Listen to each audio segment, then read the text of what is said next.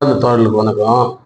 ஒரு ஒரு அதாவது புதுச்சேரி மாநிலத்தில நெறைய பேர் வந்து விளையாட்டு சங்கங்கள் நடத்துறாங்க. நெறைய விஐபிஸு, எம்எல்ஏஸு, முக்கியமானவங்கலாம் நெறைய பேர் வந்து விளையாட்டு சங்கங்கள் நடத்துறாங்க. இன்னைக்கு புதுச்சேரி மாநிலத்தில விளையாட்டு துறைன்னு ஒண்ணு இருக்கா? அப்படின்ற ஒரு சந்தேகம் வந்து எழுது. ஏன்னா, எல்லா மாநிலங்களையும் தமிழ்நாடு பக்கத்துல இருக்கிற அண்டை மாநிலமான தமிழ்நாட்டெல்லாம் விளையா அது அந்த ஸ்போர்ட்ஸை வந்து அவ்வளோ இம்பார்ட்டன்ஸ் கொடுக்குறாங்க. விளையாட்டக்கூடிய அந்த விளையாட்டு ஒவ்வொரு இதையும் வந்து முக்கியத்துவம் தராங்க. அவங்கள வந்து தேர்வு செய்து அவங்க உலக அரங்கில் போயிட்டு போட்டியிடுறதுக்கும் எல்லாத்துக்கும் வந்து உதவி செய்கிறாங்க. ஆனால் புதுச்சேரியை பொறுத்த வரைக்கும் இது வந்து பட்ஜெட்ல மட்டுமே இருக்குதா தெரியுது. என்னன்னா மெடல் அடிக்கிறவங்களுக்கே பல வருஷத்துக்கு அப்புறம் இப்போ சமீபத்தில் சென்ற ஆட்சியில் வந்து ஒரு குறைந்தபட்ச நிதியை வந்து குறைந்த நபர்களுக்கு, அதாவது குறிப்பிட்ட சில வருடங்கள்ல கடந்த நபர்களுக்கு மட்டும் அந்த கோல்டு மெடல் அடிச்சவங்களுக்கு தான் வந்து பரிசு கொடுத்தாங்க. ஆனா அது தொடர்ச்சியா இல்லை. இப்போ ஒரு தேசிய அளவில் இல்லை உலக அளவில் இந்த விளையாட்டு வீரர்கள் போய் பங்கு பெறதுக்கு போகும்போது அவங்களுடைய பயணப்படி, அவங்களுடைய உபகரணங்கள் வாங்குறதுக்கான படி, இதெல்லாம் வந்து கொடுக்கறது மரபு. இதை வந்து மற்ற மாநிலங்கள் செய்யுது. ஆனா புதுச்சேரி மாநிலத்துல அப்படிப்பட்ட ஒரு நிகழ்வு இருக்கானே தெரியல. இது வந்து இதை வந்து ஒரு ரொம்ப வேதனையோட நாங்க வந்து பதிவு செய்றோம்.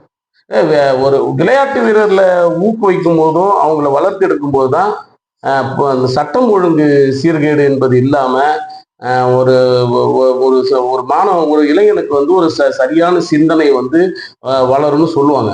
ஆனா இங்க இருக்கக்கூடிய விளையாட்டு வீரர்ல அப்படி ஊக்குவிக்கும் பணியை வந்து இந்த அரசாங்கம் செய்யல. இப்ப புதுச்சேரியில திடீர்னு ஒரு அரசாணை வெளியிட்டாங்க. இந்த சென்டாக்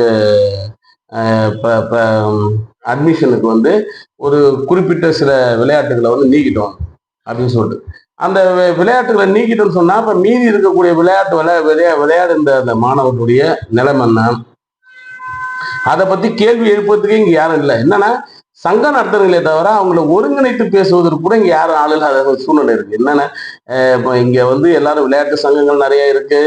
ஆனா இவங்க வந்து என்ன செய்யறாங்க அப்படின்ற ஒரு கேள்வி வந்து நான் வைக்கிறேன். இன்னைக்கு வெவ்வேறு ஒவ்வொரு விளையாட்டுக்கும் ஒரு குறிப்பிட்ட அசோசியேஷன்ஸ் வச்சிருக்கிறீங்க. உங்களை நம்பிதான் வந்து அந்த மாணவர்கள், இளைஞர்கள் உங்ககிட்ட வந்து பயிற்சி எடுத்தாங்க. இன்னைக்கு அதை வந்து நீக்கிட்டாங்கன்னு சொல்றாங்க. நீங்க எதுவும் கேட்கல. அது ரைட், ஓகே. சரி, அது கவர்மெண்ட் ஒரு பாலிசி எடுக்கிறாங்க. நீங்க அதுக்கு நீதிமன்றம், நாங்க கூட நீதிமன்றம் போயிருக்கோம்.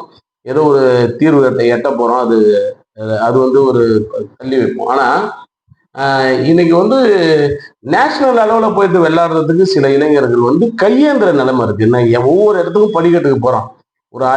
ஏதாவது ஒரு உதவி செய்யுங்க, நான் வெளியூர் போய் விளையாடுறதுக்கு என்கிட்ட காசு இல்லை, எங்களோட சூழ்நிலை. குறிப்பா வந்து நான் இப்ப சமீபத்துல நான் ஒரு அறிக்கை ஒண்ணு வெளியிட்டிருந்தேன். ஒரு ஆதி திராவிட வகுப்பை சேர்ந்த ஒரு இளைஞர், அவர் வந்து ஒரு கயிறு இழுக்கும் போட்டிக்காக தென்னாப்பிரிக்காவுக்கு தேர்வாயிருக்காரு. ஏற்கனவே 3 முறை நேஷனல்ஸ் வந்து ஜெயிச்சு புதுச்சேரிக்கு பெருமை சேர்த்திருக்கிறார்.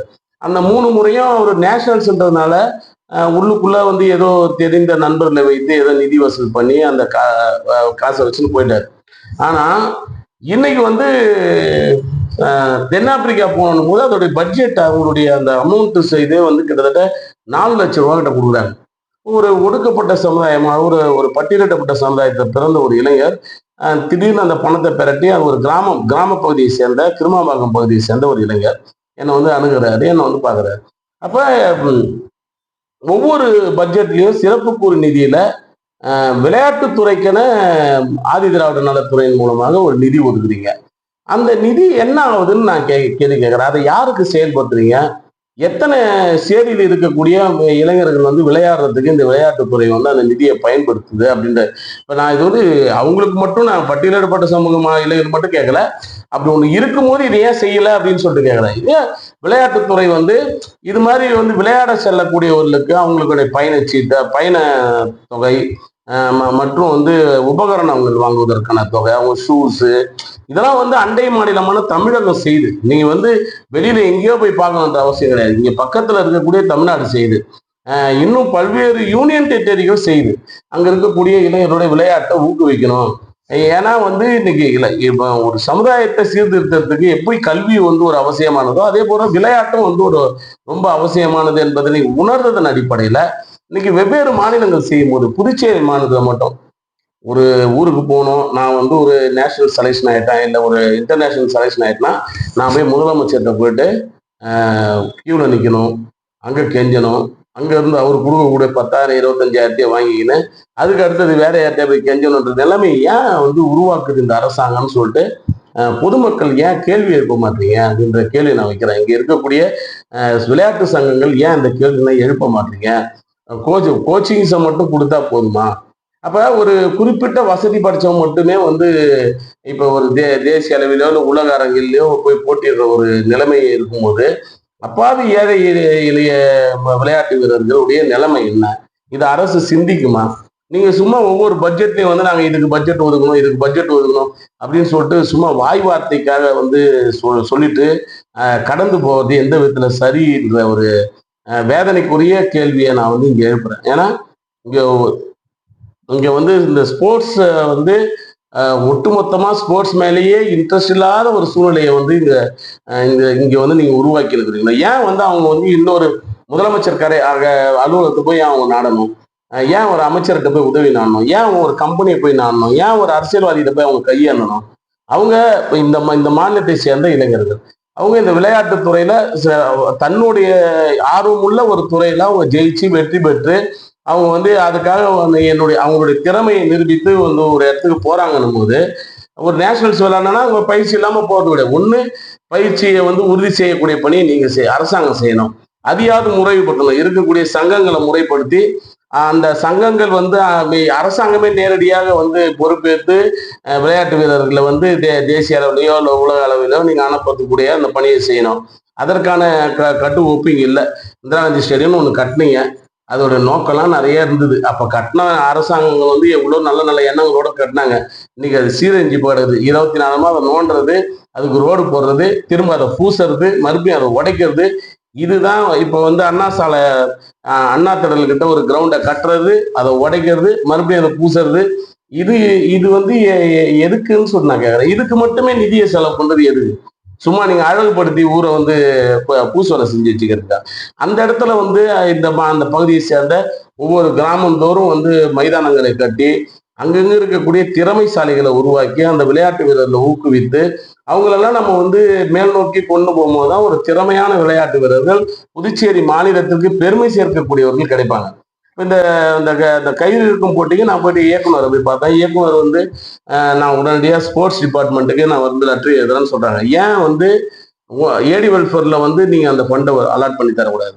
சரி, ஏடி வெல்ஃபேர் ஸ்போர்ட்ஸ் டிபார்ட்மெண்ட்ல ஒரு எம்பிசி ஸ்டூடெண்ட்ஸ், ஓபிசி ஸ்டூடெண்ட்ஸ், நீங்க வந்து ஒரு ஒரு ஒடுக்கப்பட்ட தளத்துல இருந்து வரக்கூடியவங்க அவனுடைய திறமையை நிரூபிக்கணும், விளையாட்டு அரங்குல வந்து அவன் வந்து முன்னேறி வரணும்னு சொல்லும்போது ஏன் இந்த அரசாங்கம், இங்க இருக்கக்கூடிய ஆட்சியாளர்கள், அரசு அதிகாரிகள், இங்க இருக்கக்கூடிய அமைச்சர் பெருமக்கள் ஏன் இதுல கவனம் செலுத்த மாட்டீங்கன்ற கேள்வி நான் வைக்கிறேன். இது வந்து பொது சமூகத்துல முன்னாடி நான் வைக்கிறேன். இது எல்லார் வீட்லயும் பிள்ளைங்க இருக்கிறாங்க, எல்லார் வீட்லயும் வந்து விளையாட்டு வீரர்கள் இருக்கிறாங்க. அதன் மூலமா அவங்களுக்கான கல்வி கிடைக்குது, வேலை கிடைக்குது, அவங்களுக்கான அங்கீகாரம் கிடைக்குது, அவங்க கிட்ட ஒரு நல்ல ஒழுக்கம் கிடைக்குது, ஒரு விளையாட்டை நம்பி இருக்கக்கூடியவங்ககிட்ட ஒரு நல்ல ஒரு ஒழுக்கம் கிடைக்கும்.